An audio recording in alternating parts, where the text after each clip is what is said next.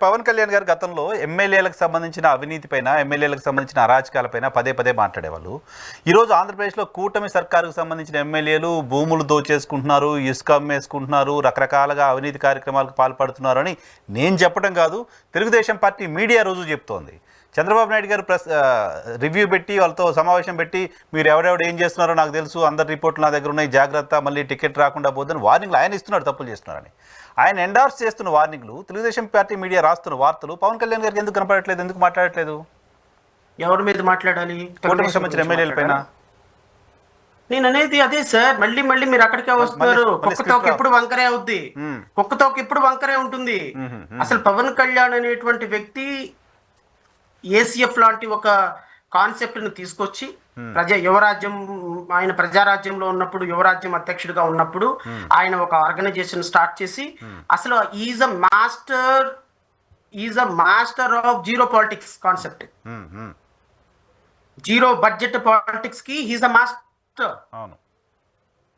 Zero budget politics కి is a master. And నేను రూపాయి జీతం తీసుకుంటున్నాను, ₹10 పావల ఇన్సెంటివ్ తీసుకుంటున్నానని చెప్పేటువంటి మన పవన్ కళ్యాణ్ గారు కూటమి ప్రభుత్వంలో కోట్లు దోచుకుంటున్న విషయం పక్కన పెట్టండి, అసలు ముందు జనసేన ఎమ్మెల్యేలు చేసుకుంటున్నటువంటి దాంట్లో నాకు వాటా ఇవ్వలేదేంది అనే స్థాయికి వచ్చారు.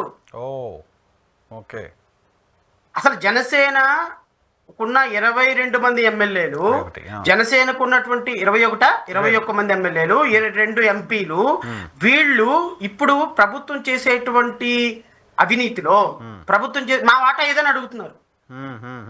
మా వాటా ఏదే, మీరేనా ఇంకా మొత్తం మీరే దోచుకుంటారట, మా వాటా అయింది, మాకు 30% 20% ఇవ్వండి.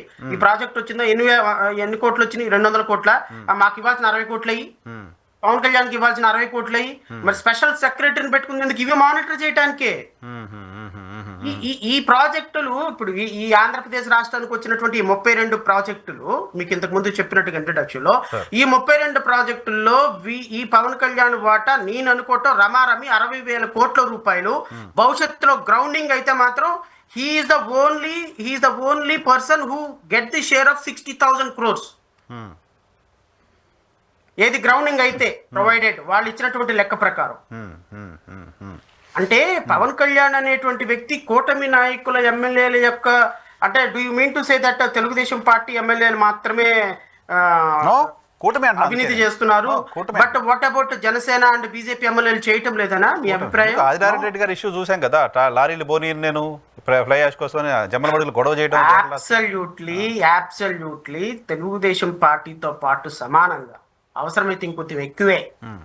ఎందుకంటే మీరు ఇన్నాళ్ళు దోచుకున్నారు, మా పరిస్థితి ఏంటి అని చెప్పేసి వాళ్ళకంటే ఎక్కువగా పవన్ కళ్యాణ్ అనుమతి లేకుండా, పవన్ కళ్యాణ్ కన్సెంట్ లేకుండా, పవన్ కళ్యాణ్ ఇన్స్ట్రక్షన్స్ లేకుండా లంచాలు తీసుకునే ఎమ్మెల్యేలు ఉంటారని నేనైతే అనుకోను. తీసుకుంటే కూడా పవన్ కళ్యాణ్ కన్సెంట్ లేకుండా తీసుకుంటే పవన్ కళ్యాణ్ రెస్పాన్సిబిలిటీ కదా. No, he's getting share sir. ఇంకా where is the question of questioning? Because నాకు ఇవ్వాల్సిన షేర్ నాకు, పార్టీకి ఇవ్వాల్సిన షేర్ పార్టీకి ఇచ్చేయండి అంటున్నారు ఆయన. సో పాలిటిక్స్ లో మీకు ఎన్ నెంబర్ ఆఫ్ రీజన్స్ చెప్తాను, నేను ఒకటే మాట్లాడుతాను సార్, నాకు ఎంత అనవసరం. Seize the ship, seize the ship, silent the ship. What happened? Silent. What happened? Why silent? Still ఈ రోజుకి ఆంధ్రప్రదేశ్ నుంచి బియ్యం అక్రమ రవాణా జరుగుతూనే ఉంది. ప్రతి నియోజకవర్గంలో 15 ఎమ్మెల్యేలు తీసుకుంటూనే ఉన్నారు. ఏం చేస్తున్నారు చెప్పండి? మన ఒంగోలు శ్రీనివాసరెడ్డి, ఆయన పేరేంటి, బాలినేని శ్రీనివాసరెడ్డి. బాలినేని శ్రీనివాసరెడ్డి చేసిన అవినీతిలో జనసేన వాటా తీసుకోలేదా? ఆయన జాయిన్ చేసుకున్నందుకు డబ్బులు తీసుకోలేదా? ఆయన జాయిన్ చేసుకున్నందుకు ఆయన దగ్గర నుంచి డబ్బులు తీసుకోకుండా ఆయనకి జనసేనలో అధికారం ఇచ్చారా? సామినేని ఉదయభాను ఆయన జాయిన్ చేసుకుని ఆయన వాళ్ళు చేసిన తప్పులు లేకుండానే చేశారా?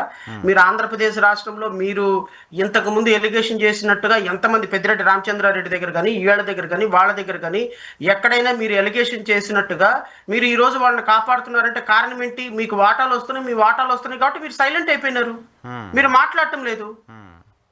So Pawan deputy chief minister గా మనం ఆయన గురించి ఎక్కువ మాట్లాడుకోవటం కూడా అనవసరం నేను అడిగితే. ఎందుకంటే ఇంకా లైఫ్ లో ఒక 5 సంవత్సరాలు ఊహించని పదవి ఆయన, ఉప ముఖ్యమంత్రి, ఎమ్మెల్యే అయితేనే చాలు అనుకున్నారు. ఆయన అదృష్టం బాగుండి పాపం ఆయన్ని ఉప ముఖ్యమంత్రి చేశాడు జగన్మోహన్ రెడ్డి. ఆ ఉప ముఖ్యమంత్రి పదవి ఉన్నంత వరకు, ఎందుకంటే నెక్స్ట్ వస్తుందో ఉంటుందో తెలియదు, ఈవెన్ ఎమ్మెల్యే అవుతామో లేదో తెలియదు. ఒకవేళ ఎమ్మెల్యే అయినా కూడా రాష్ట్రంలో ప్రజలు మామూలుగా అసలు రోడ్ల మీద తిరగనిచ్చే పరిస్థితి ఉండదు ఆయనకి.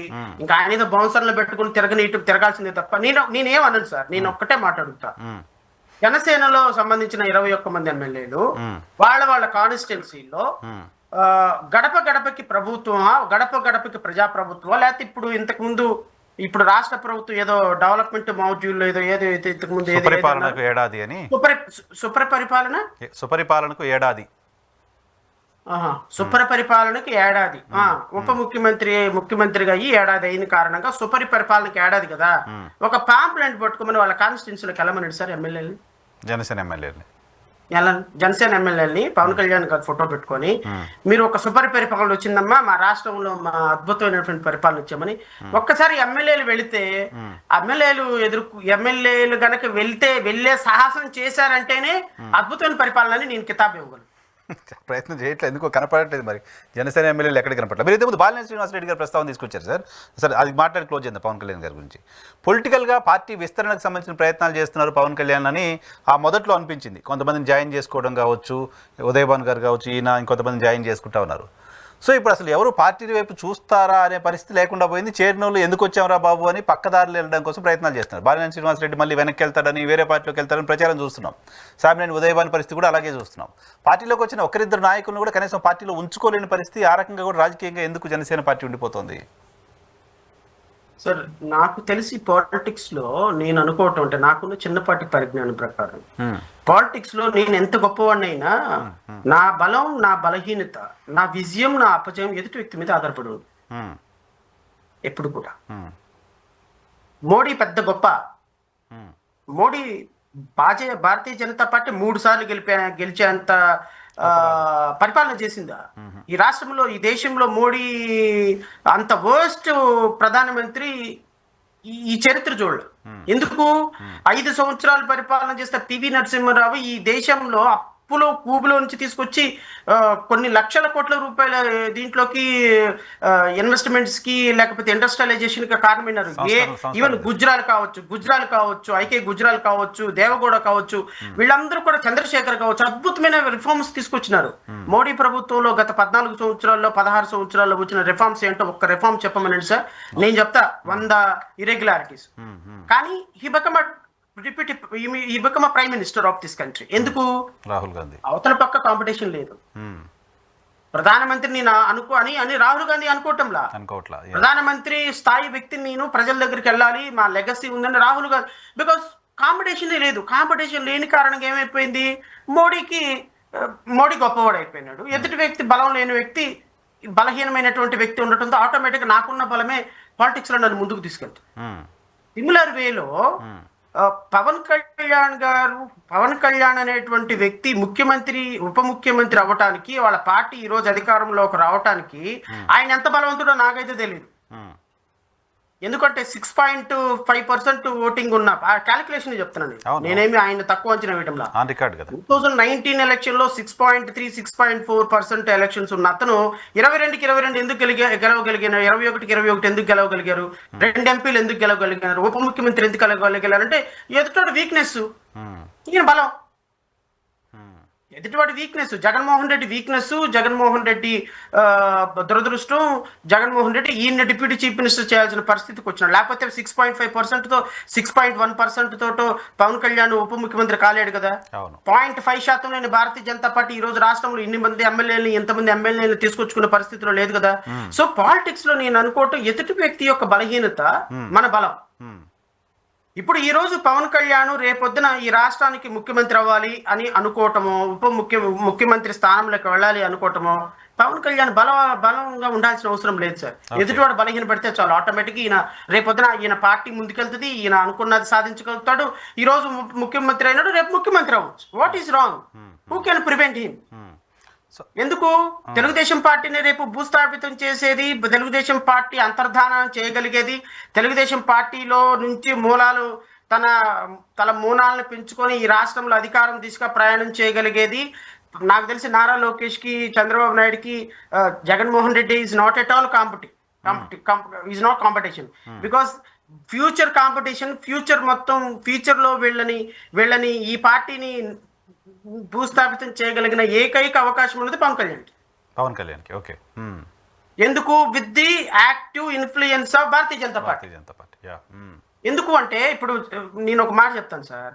భారతీయ జనతా పార్టీని జగన్మోహన్ రెడ్డిని భారతీయ జనతా పార్టీలో నా పార్టీని కలిపే భారతీయ జనతా పార్టీ నుంచి నేను రాష్ట్రానికి ముఖ్యమంత్రి చేస్తామంటే జగన్ వెళ్ళడుగా. ఎందుకెళ్ళడు? నాకు 40% ఓటింగ్ ఉందండి, మీరే రండి, నా దాంట్లోనే గవర్నమెంట్ లో ఉండండి, నేను ఆల్రెడీ 5 ఏళ్ళు ముఖ్యమంత్రి చేసిన 151 సీట్లు వచ్చినాయి, నేను ఇప్పుడు కొత్తగా మీ దగ్గరకు వచ్చి ముఖ్యమంత్రి అవ్వాల్సిన అవసరం ఏముంది అంటాడు. సో భారతీయ జనతా పార్టీ ఐడియాలజీని నెత్తి మీద పెట్టుకొని భారతీయ జనతా పార్టీ కాళ్ళ కింద కూర్చొని వాళ్ళ ఐడియాలజీని మోసుకుంటూ వాళ్ళ దాంట్లోకి ముఖ్యమంత్రి అవ్వగలిగిన నేను ముఖ్యమంత్రి చేస్తామంటే చాప చీర సాట సంకరం పెట్టుకొని పరిగెత్తి పార్టీని కలిపేయటానికైనా, పార్టీని ముంచేయటానికైనా, పార్టీని నమ్ముకున్న వాళ్ళని రోడ్డు మీద పడేయటానికైనా రేపు భారతీయ జనతా పార్టీలో చేరి రాష్ట్రానికి ముఖ్యమంత్రి అవ్వాలనే ప్రయత్నం చేశాడు అనుకోండి, చేయడానికి ఉన్న ఒకే ఒక ఆప్షన్, ఒకే ఒక అవకాశం పవన్ కళ్యాణ్. ఎందుకు? ఆయన ఎత్తుకున్న హిందుత్వ ఎజెండా కానీ, రోజుకొక రంగు మార్చే విధానం కానీ, పొలిటికల్ ఐడియాలజీ కానీ, మోడీ ప్రేజ్ చేసే విధానం కానీ, అమిత్ షాతో ఆయనకు ఉన్నటువంటి కాంటాక్ట్స్ కానీ. సో భారతీయ జనతా పార్టీ ఐడియాలజీతో ముఖ్యమంత్రి కావాలనే అవకాశం ఉన్నది ఒకే ఒక వ్యక్తికి, పవన్ కళ్యాణ్. కాబట్టి ఏ క్షణమైనా తెలుగుదేశం పార్టీని అంతర్ధానం చేయగలిగిన అవకాశము, ఆశ అన్నీ ఉన్నటువంటి వ్యక్తి పవన్ కళ్యాణ్. కాబట్టి ఆయన పార్టీ డెవలప్ అవ్వలేదే, అయ్యో ఆయన పార్టీ పరిస్థితి ఏంటి, ఆయన నాయకులు ఎక్కడికి వెళ్తున్నారు, వచ్చిన వాళ్ళని నిలబెట్టుకోలేకపోతున్నారు అనే బాధ మీకు నాకు అవసరం లేదు. Things will move on.